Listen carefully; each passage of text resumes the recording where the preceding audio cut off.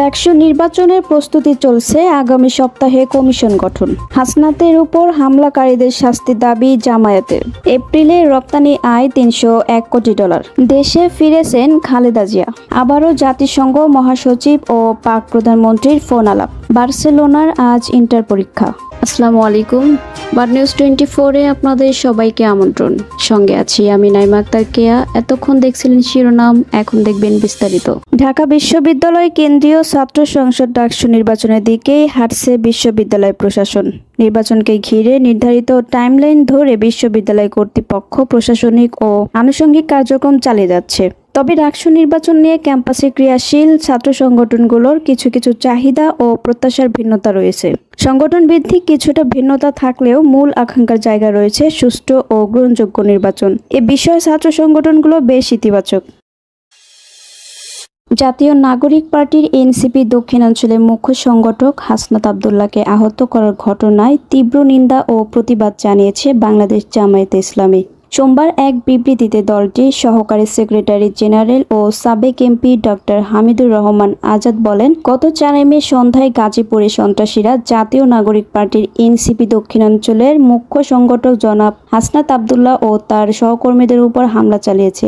সন্ত্রাসীদের এই কাপুরুষোচিত হামলায় হাসনাত আব্দুল্লাহ আহত হয়েছেন। আমি এই হামলার ঘটনার তীব্র নিন্দা ও প্রতিবাদ জানাচ্ছি।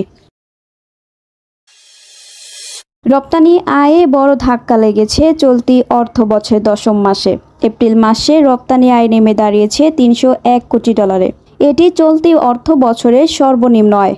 রপ্তানি সংশ্লিষ্টরা বলছেন, এপ্রিলে টানা 11 দিনের ঈদের ছুটিতে উৎপাদন বন্ধ থাকায় রপ্তানি আয় কমেছে। তবে 11 দিনের বন্ধের পরও রপ্তানি আয়ে প্রবৃদ্ধি 0.86%। পোশাকের রপ্তানি প্রবৃদ্ধিও 10%। মে মাস থেকে রপ্তানি আয় স্বাভাবিক থাকবে বলে মনে করেছেন রপ্তানিকারকরা। সোমবার রপ্তানি উন্নয়ন ব্যুরো ইপিবি এপ্রিল মাসের হালনাগাদ রপ্তানি আয়ের তথ্য প্রকাশ করেছে।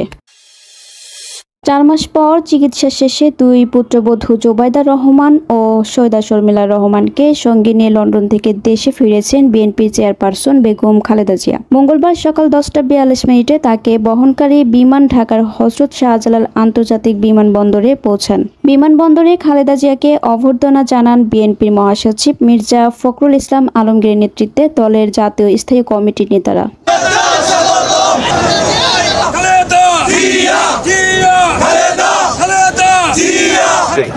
আনন্দের দিন, তার দেশে ফিরে আসা এটা আমাদের গণতন্ত্রের উত্তরণের পথকে আরও সহজ করবে এবং দেশকে একটা সঠিক বৈষম্যহীন একটা পরিস্থিতির দিকে নিয়ে যেতে সহযোগিতা করবে।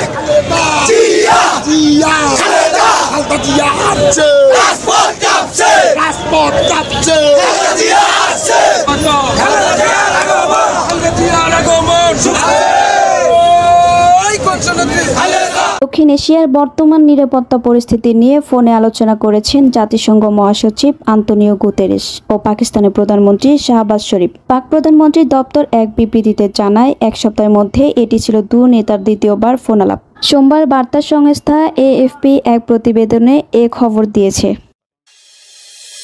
বার্সেলোনার ঘরের মাঠ অলিম্পিক স্টেডিয়ামে ইন্টার মিলানের বিপক্ষে প্রথম লেগ ছিল নাটকীয়তার ঠাসা। প্রতি মুহূর্তে রোমাঞ্চ ছড়ানো ম্যাচ, আক্রমণ প্রতি আক্রমণে হয়েছে 6 গোল। গোল বন্যা হলেও 2 দলকে ড্র নিয়ে মাঠ ছাড়তে হয়। তাই ফাইনালে ওঠার ফয়সালা হবে আজ রাতে ইন্টার মিলানের মাঠ সান সিরোতে সেমিফাইনালের দ্বিতীয় লেগে। প্রতিপক্ষের মাঠে খেলা হবে বলে খানিকটা পিছিয়ে থাকবে বার্সেলোনা। বাঁচা মরার ম্যাচে ইন্টারের সমর্থকদের সামনে নিজেদের সেরাটা দিতে কাতালানদের লড়তে হবে সর্বস্বটা দিয়ে।